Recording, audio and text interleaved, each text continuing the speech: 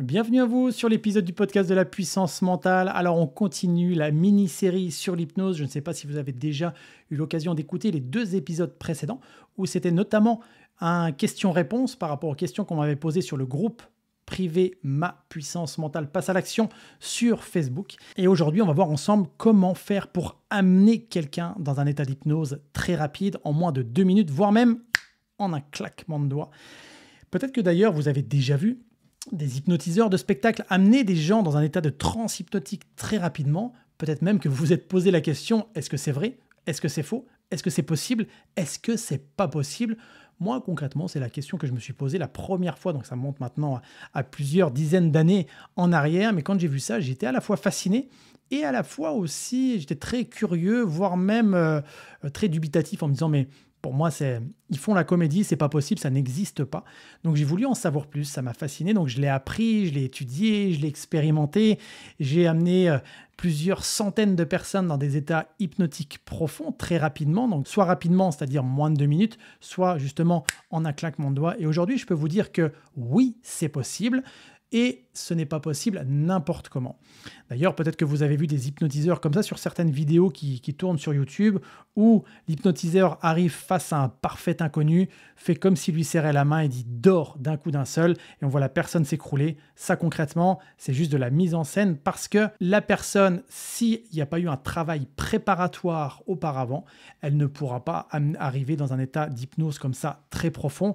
Donc là, ce que nous dit pas forcément l'hypnotiseur sur ce genre de vidéo YouTube, c'est qu'auparavant, il y a eu déjà un travail avec la personne et c'est quand il rencontre dans la rue, il lui tire la main, il lui dit « dors », là, à ce moment-là, elle peut aller aussi en état d'hypnose très profond. Et c'est la même chose quand vous voyez les hypnotiseurs de spectacle. Je pense notamment à Mesmer, un des hypnotiseurs les plus célèbres, parce qu'on le voit beaucoup sur les écrans télé.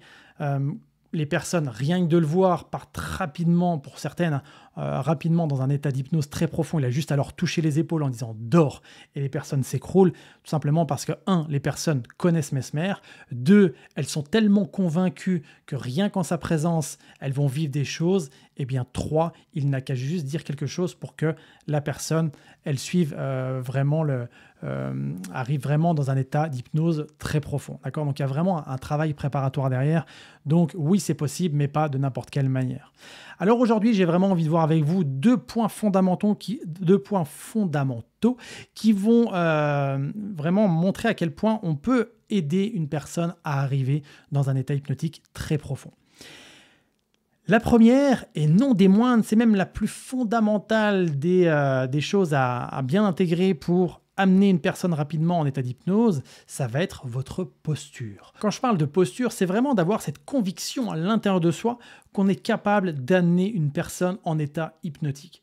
Plus vous en serez convaincu et plus vous serez à même de l'amener. Et ça, c'est vrai que moi au début, quand je lisais ça sur les ouvrages, pour apprendre l'hypnose, je disais c'est facile, mais comment on fait? C'est vrai que des fois, de faire comme si tu étais fondamentalement convaincu que ta technique allait marcher, la personne, nécessairement, elle voit en toi tellement de confiance qu'elle te suit et qu'elle se dit, il a tellement l'air convaincu qu'il est convaincant. Alors évidemment, quand je forme des personnes à l'hypnose, ça j'apprends aussi la technicité et puis on pratique tellement lors de stages que forcément, au fur et à mesure, la personne, elle se rend compte que ça fonctionne et donc elle renforce sa confiance en elle. Donc nécessairement, sa posture, lorsqu'elle sort du stage, elle est vraiment optimisée pour proposer des séances d'hypnose. Donc ça, c'est vraiment, derrière cette posture, il y a cette puissance de conviction. Et aussi, ce qui va être fondamental, parce que ça, la personne, elle va le ressentir lorsqu'elle est face à l'hypnotiseur, c'est qu'il y a aussi de la bienveillance, il y a aussi une synchronisation qui s'effectue entre l'hypnotiseur et l'hypnotisé. Je vais parler d'hypnotiseur et hypnotisé parce que c'est un langage que tout le monde connaît. On pourrait dire accompagnant, accompagné, on pourrait dire coach, coaché. Enfin bref, là pour le coup, je vais appeler d'hypnotiseur et d'hypnotisé. En fait, ce qui va être fondamental, c'est qu'il y ait une bonne synchronisation qui se manifeste notamment par la confiance que la personne a dans l'hypnotiseur.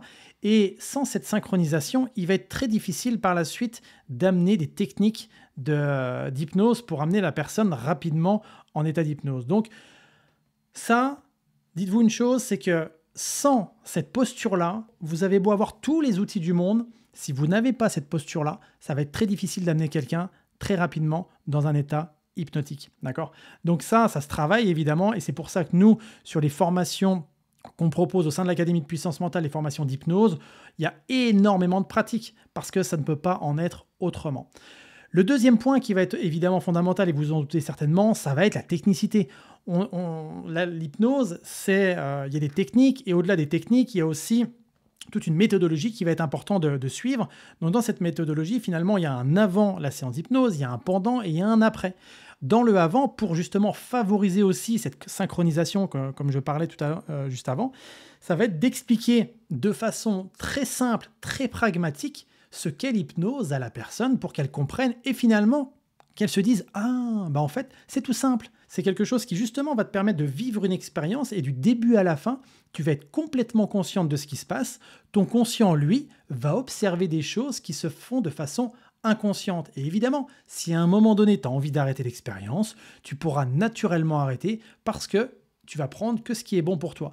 Et en plus, l'hypnose, c'est quoi? C'est concrètement quand tu es physiquement là et que ton imaginaire est ailleurs, et on va travailler justement avec ton imaginaire pour qu'il t'amène des phénomènes hypnotiques, pour qu'il t'amène de la détente, pour qu'il t'amène vraiment une possibilité d'aller puiser dans ton réservoir inconscient, donc au niveau de tes ressources, au niveau de tes compétences, tes capacités, etc. Et ça, c'est des choses que tu fais naturellement. Et ça, en l'expliquant de façon très simple, la personne se dit « Ah oui, concrètement, c'est simple et c'est facile ». Et plus vous allez expliquer à la personne et plus vous allez répondre à ses questions, plus elle se sentira en confiance. Et c'est pour ça que nous, dans la formation d'ailleurs d'hypnose de puissance mentale, on passe un moment à apprendre à expliquer les points importants de mettre en avant pour que la personne se sente rassurée et donc pour qu'il y ait une bonne synchronisation entre l'hypnotiseur et l'hypnotisé. Ensuite, derrière, donc il y a un avant, et dans le pendant, il va être fondamental de passer des étapes. C'est pour ça que tout à l'heure, quand je vous disais un parfait inconnu vient face à vous, vous serre la main, vous dit « dors », vous allez dire, mais qu'est-ce qui t'arrive là? Pourquoi tu me fais ça? Il n'y a que sur les vidéos internet qu'on voit que ça marche, ou alors sur des spectacles d'hypnotiseurs. Mais concrètement, on va passer des étapes. On va y aller palier par palier. Et il y a certaines personnes avec qui certains phénomènes hypnotiques ne seront pas possibles. Là, quand je vous dis des phénomènes hypnotiques, ça va être comme ce qu'on voit par exemple en hypnose de spectacle, de sentir les mains se rapprocher, de les sentir se coller, se souder complètement et d'avoir vraiment du mal à les écarter. Ça peut être aussi d'oublier un chiffre. Par exemple, si on oublie le chiffre 2, on va compter 1, 3, 4, 5, etc.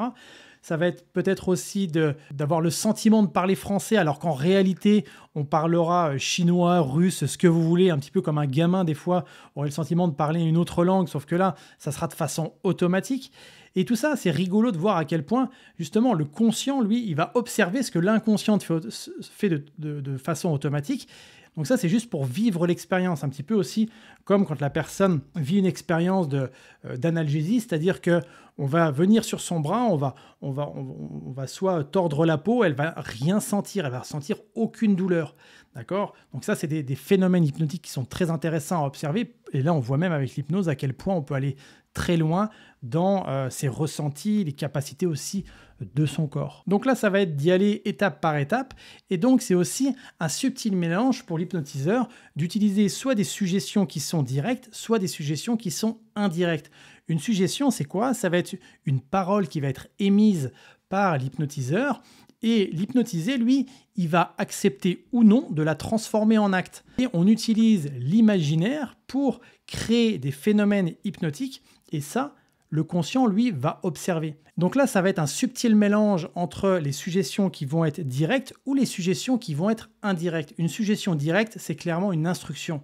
Lève ton bras, ferme les yeux, mets-toi comme ceci, comme cela. Là, c'est une instruction.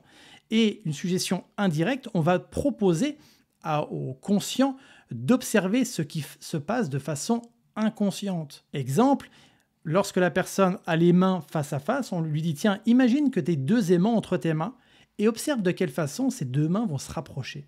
Peut-être même que tu ressens de la chaleur, peut-être que tu ressens de la fraîcheur. » Et là, la personne va observer que les mains se rapprochent. Et là, l'hypnotiseur lui, va utiliser aussi un certain nombre de techniques pour favoriser ce rapprochement, pour que la personne observe encore mieux ce qui se passe intérieurement, etc. Alors, ce qu'il faut comprendre, c'est qu'en plus de l'utilisation subtile des suggestions qui sont directes et indirectes, on va utiliser aussi ce qu'on appelle des ruptures d'anticipation.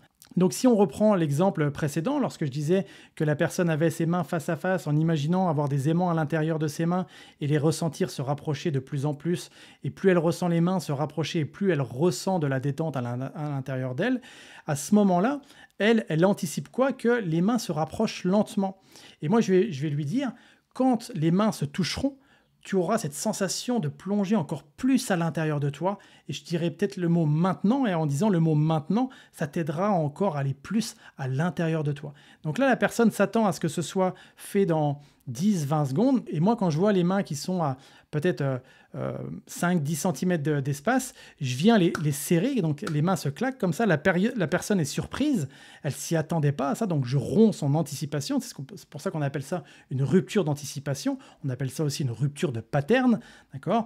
Donc là, les mains se claquent, elle s'y attendait pas, et là je lui dis, maintenant, tu peux te détendre encore un peu plus, voilà, exactement comme ça, et là on va intensifier après la transe.